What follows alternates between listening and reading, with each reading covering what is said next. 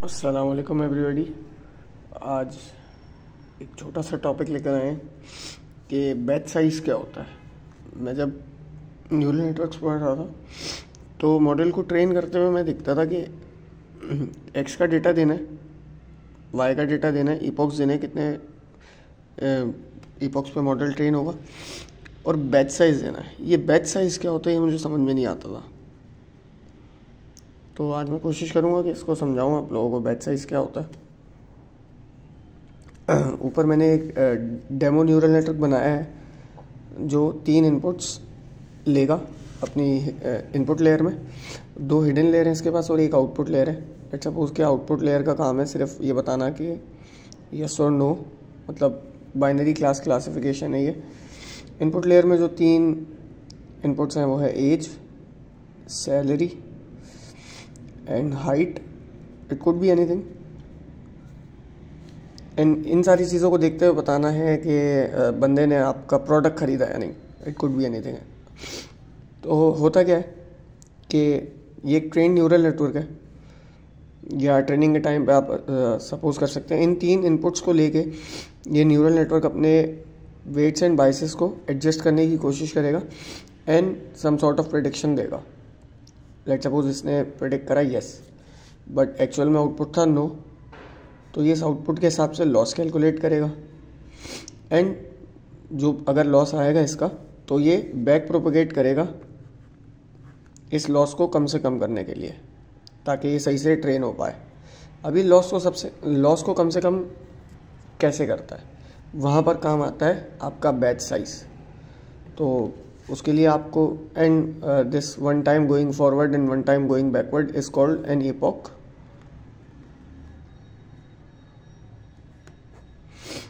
अब back propagation में क्या होता है वो समझने के लिए हम यहाँ पर बैक प्रोपेगेशन का पूरा एल्गोरिथम लिख लेते हैं। यहाँ पर सूडो कोड कह सकते हैं आप कि हम सूडो कोड लिख रहे हैं बैक प्रोपेगेशन का। तो हम इपॉक्स डिसाइड कर लेते हैं 5। हमें हर 5 इपॉक्स तक जाना है, मतलब हर एक इपॉक पे जाना है। तो for I in range simple सा एल्गोरिथम है। 5 लूप चलाने हैं हमने, और हमने लेट्स सपोज हमारे पास 100 डेटा पॉइंट्स थे जिनमें एज, हाइट एंड सैलरी था। टोटल 100 डेटा पॉइंट्स थे, एज, हाइट एंड सैलरी। इस तरह की इनकी 100 रॉस थी। दिस वुड बी 100 सही। तो अब हमें हर एक डेटा पॉइंट पे भी जाना है, हर एक रॉ पे भी जाना है। तो उसके लिए एक और लूप चलाना पड़ेगा हमें। आई यूज़ कर चुके हैं। तो फॉर जे इन रेंज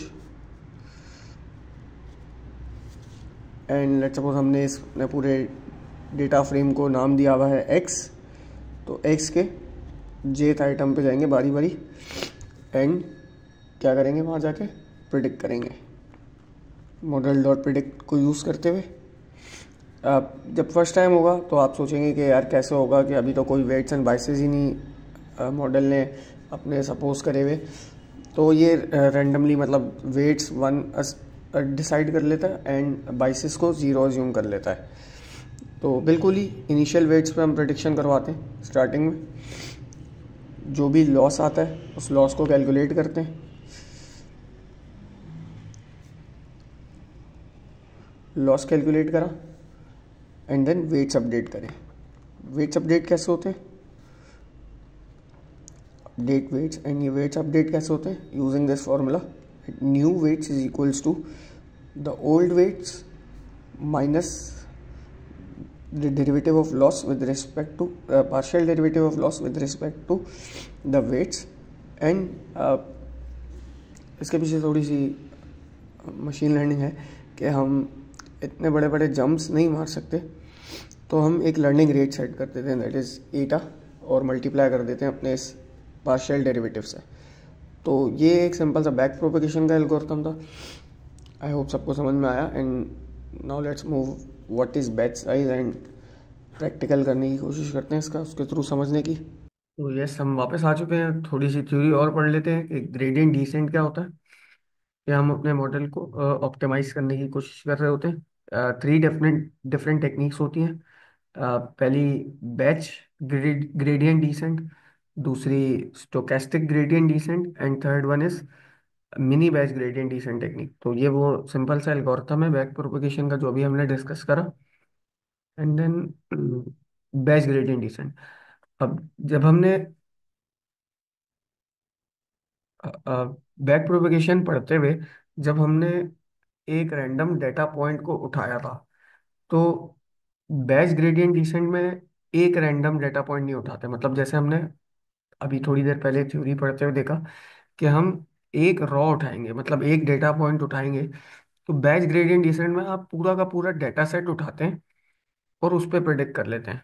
जैसे मैं आपको दिखाता हूँ एक, ये बात कर रहे थे हम कि यहाँ पर जब हमने एक डेटा पॉइंट उठाया था, इससे पहले we have to select a data point, data point.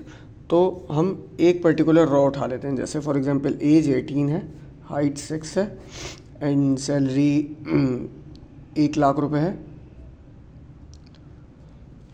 तो वो प्रोडक्ट खरीदेगा, सही। तो हम एक डेटा पॉइंट उठाते हैं, उसके हिसाब से प्रिडिक्ट करते हैं, लॉस कैलकुलेट करते हैं, वेट अपडेट करते हैं यूजिंग दिस फार्मूला। लेकिन जब हम बैच ग्रेडियंट डिसेंट की बात करते हैं ना, तो हम एक एक रॉ करके नहीं उठाते। हम हम पूरे के पूरे ये जो 100 पॉइंट्स हैं ना, ये पूरे के पूरे एक साथ उठाते हैं, उनके लिए प्रिडिक्शन करते हैं, उनके लिए लॉस कैलकुलेट करते हैं, वेट्स अपडेट करते हैं। This is what happens in batch gradient decent. And stochastic में हम पूरा डेटा सेट नहीं उठाएंगे, हम every single law at a time उठाएंगे।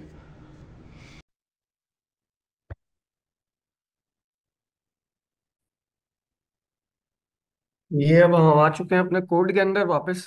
एंड एक छोटा सा डेटा सेट उठाया मैंने, जिसके अंदर वही एग्जांपल है जो अभी हम डिस्कस कर रहे थे। यूजर आईडी, यूजर का जेंडर, यूजर की एज एंड यूजर की एस्टिमेटेड सैलरी, ये सब इनपुट है। और आउटपुट में होगा कि उसने बंदे ने प्रोडक्ट परचेज करी या नहीं करी, कोई सी भी प्रोडक्ट हो सकती है, डिपेंडिंग ऑन दीज चीज़ें। तो किसी भी न्यूरल नेटवर्क पर परफॉर्म पे काम करने के लिए हम ये दो लाइब्रेरीज इंपोर्ट करते ही करते हैं। टाइम मैंने इंपोर्ट करा ताकि मैं ट्रेनिंग से पहले का टाइम और ट्रेनिंग के बाद के टाइम दोनों का ट्रैक रख सकूं। अब मैंने ये जो जो डेटा सेट मैंने यहाँ पर अपलोड करा था सैम्पल डेटा में, उसको एज अ डेटा फ्रेम बना लिया। डेटा फ्रेम के शुरू के 5 रोज प्रिंट करके देख लिए df.head के थ्रू। अब मैंने डेटा फ्रेम में, बिकॉज मुझे यूज़र आईडी यूजलेस लग रहा था इस केस में, तो मैंने यूज़र आईडी को छोड़ के बाकी एज, जेंडर और एस्टिमेटेड सैलरी अपने डेटा फ्रेम में रख लिया। सॉरी, जेंडर भी हटा दिया, सिर्फ एज और एस्टिमेटेड सैलरी और कि उस बंदे ने प्रोडक्ट परचेज करा है या नहीं, इनको अपने डेटा फ्रेम में रख लिया। दोबारा से एक दफ़ा डेटा फ्रेम यहाँ पर प्रिंट करके देख लिया शुरू के 5 रोज। एक्स के अंदर सारी रोज, दिस कॉलम मीन्स सारी रोज, और फर्स्ट कॉलम से जीरोथ कॉलम से लेके फर्स्ट कॉलम, मतलब ये है जीरोथ कॉलम एंड ये है फर्स्ट कॉलम। यहाँ पर n-1 होता है, तो 2-1 मतलब फर्स्ट कॉलम। वाई के अंदर सारी रोज और सिर्फ आखिरी वाला कॉलम, -1 रिप्रेजेंट्स आखिरी वाला कॉलम। वाई के अंदर यही आएगा कि बंदे ने प्रोडक्ट आपका परचेज करा है या नहीं करा। एक्स प्रिंट करके देख लिया कि सही से एक्स के अंदर वैल्यूज आई हैं, एंड आप देख सकते हैं आ चुकी हैं। और आप चाहो तो वाई भी प्रिंट करके देख सकते हो, वाई के अंदर भी परचेज वाला कॉलम आ चुका होगा। मैं यहाँ पर वाई प्रिंट करके दिखा देता हूँ आप लोगों को।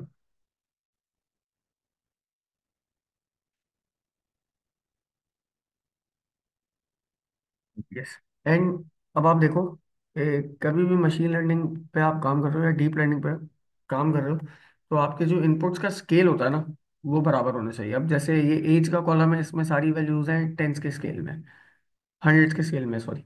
और यहाँ पर कुछ वैल्यूज हैं थाउजेंड्स के स्केल में, कुछ होंगी हंड्रेड्स के, कुछ होंगी लैक्स के स्केल में, मिलियंस के स्केल में। तो मुझे ऐसा नहीं चाहिए होता, हमें ऐसा चाहिए होता है कि सारे इनपुट्स का स्केल सेम हो, मतलब यूनिट्स सेम हो सबके। तो उसके लिए हम एक बना बनाया कि रात से स्टैंडर्ड स्केलर इंपोर्ट कर लेते हैं, एस्केलेंट से इंपोर्ट कर लिया, उसको फिर ट्रांसफॉर्म कर दिया अपने एक्स के ऊपर। और अब आप देख सकते हैं नौ, न्यूरल नेटवर्क बनाने के लिए टेंसर फ्लो इंपोर्ट करा, केरास, सीक्वेंशियल और डेंस लेयर। जैसा मैंने न्यूरल नेटवर्क आपको कॉपी में बना के दिखाया था, वही यहाँ पर मैंने बना लिया। और अब आप इसकी समरी प्रिंट करके देख सकते हैं कि टोटल ट्रेनेबल पैरामीटर्स हमारे पास हैं 151। अब मॉडल कंपाइल करा, लॉस बताया, मैट्रिक्स बताया, और ऑप्टिमाइजर भी बता सकते हैं आप यहाँ पे। अब ये बात कर रहा था मैं, जब मॉडल डॉट फिट एक्स दिया अपना, वाई दिया, इपॉक्स 5, बैच साइज 1, तो ये वो केस है जो हमने कॉपी पे बना के देखा था। और यहाँ पर आप वैलिडेशन डेटा भी अपना बता सकते हो। तो जैसे ही मैं इस कोड को रन करूँ, आप देखें यहाँ पर हर इपॉक में हर डेटा पॉइंट बारी बारी उठ के जा रहा है और वेट अपडेट करवा रहा है उस हिसाब से। अब मैं एक दफ़ा फिर चला के दिखा देता हूँ आपको। See this 37, 319, her data point बारी बारी जा रहा है। मैं थोड़े से इपॉक्स बढ़ा देता हूँ ताकि आप लोग सही से देख पाएँ। इसको 20 कर देता हूँ। उसी दिस 1, 198 और 320, इस तरह से। मतलब हर डेटा पॉइंट हर इपॉक के लिए सेलेक्ट हो रहा है, उसके हिसाब से प्रिडिक्शन हो रही है, उसके हिसाब से लॉस कैलकुलेट हो रहा है, उसके हिसाब से वेट अपडेट हो रहा है। ये हो गया हमारा stochastic gradient decent.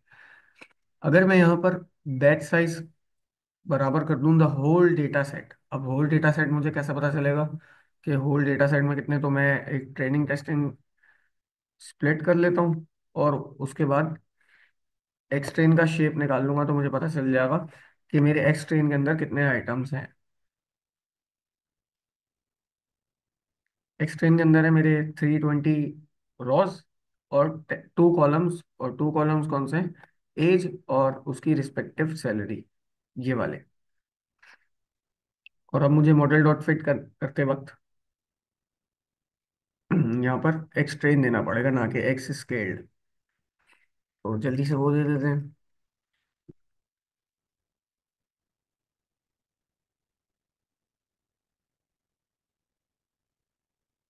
This is small X, no this is capital X. Yes, यहाँ पर एक्स ट्रेन दे देते हैं। एंड अब हम अगर अपना बैच साइज 320 रखेंगे तो आप देखिएगा क्या होगा। पूरा का पूरा डेटा सेट एक साथ जाएगा, एक साथ अपनी प्रिडिक्शन करवाएगा, एक साथ लॉस कैलकुलेट होगा। तो यहाँ पर जैसे यहाँ पर बारी बारी ग्रेजुअली इंक्रीज हो रहा था, वहां पर 1 ऑफ 1 होगा, something like this. Sorry, this is not x train underscore train, this is x train, like this, कि हर इपोक के लिए एक सिंगल प्रिडिक्शन हुई है, ना कि 320 प्रिडिक्शन। अब अगर हम टाइम देखना चाहें दोनों चीज़ों का, तो this is the time difference. कि आप देखें बैच ग्रेडियंट डिसेंट में कितना टाइम लगेगा एंड स्टोकेस्टिक में कितना टाइम लगेगा। बैच में लगे हैं 2.5 सेकेंड्स, एंड स्टोकेस्टिक में लगेंगे,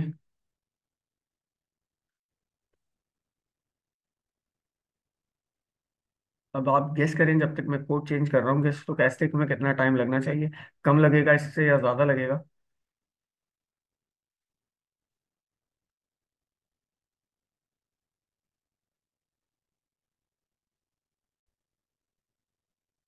मैंने कोड चेंज कर दिया अपना, ताकि हम स्टोकेस्टिक ग्रेडियंट भी देख सकें और उसका टाइम भी देख सकें।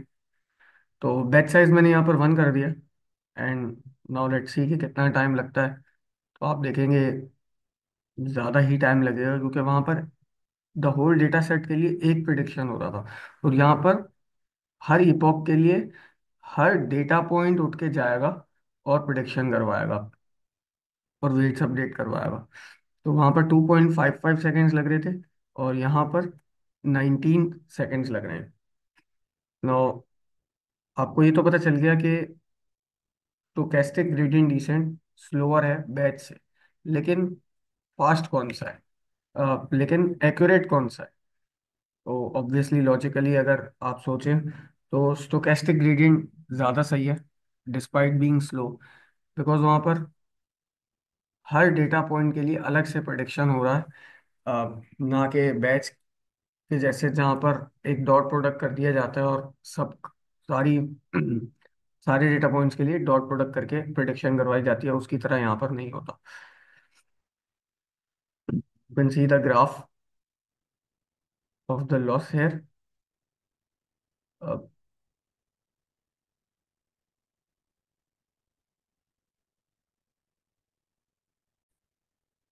तो हम बात कर चुके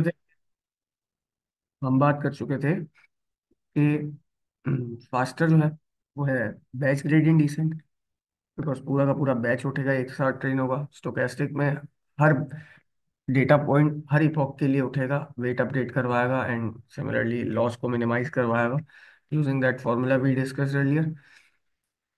एक्यूरेट भी एक्यूरेट जो है वो स्टोकेस्टिक ग्रेडियंट डिसेंट है, बिकॉज हर डेटा पॉइंट के लिए वेट अपडेट हो रहा है despite being slow. Now the last difference between these two is कि लॉस किस तरह से शो होता है दोनों का। तो this is the loss of stochastic gradient. अब यू कैन लॉजिकली थिंक कि हर डेटा पॉइंट के लिए लॉस कैलकुलेट हो रहा है, तो किसी डेटा पॉइंट के लिए लॉस ज़्यादा होगा, किसी के लिए कम, फिर ज़्यादा, फिर कम। दिस इज वाई कि ये इतना जैगर्डनेस यहाँ पर हुआ हुआ है। लेकिन अगर हम बैच ग्रेडियंट डिसेंट की बात करें तो आप देखें बिल्कुल ही स्मूथ एक लॉस ऊपर से नीचे आया है, मतलब ज़्यादा से कम हुआ है, बिकॉज सारे डेटा पॉइंट्स के लिए एक सिंगल प्रिडिक्शन की गई थी। इसी तरह का एक और होता है ग्रेडियंट डिसेंट टेक्निक, जिसको मिनी बैच ग्रेडियंट डिसेंट कहा जाता है।